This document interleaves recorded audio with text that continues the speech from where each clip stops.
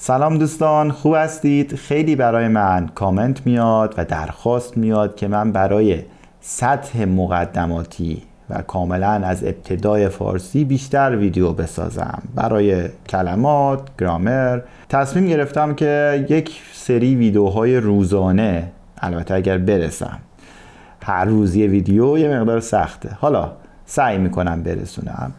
هر روز یه ویدیو بسیار کوتاه در حد 1 دقیقه یا 2 دقیقه در حد 1 دقیقه یا 2 دقیقه یه سری از کلمات ابتدایی و جملات و ساختارهای ابتدایی رو براتون تو این ویدیوها بگم و شاید براتون مفید باشه. این ویدیوها رو میتونید هر شب قبل از خواب خیلی کوتاه نگاه بکنید، جملاتش رو یاد بگیرید، کلماتش رو یاد بگیرید، تکرار کنید، بنویسید.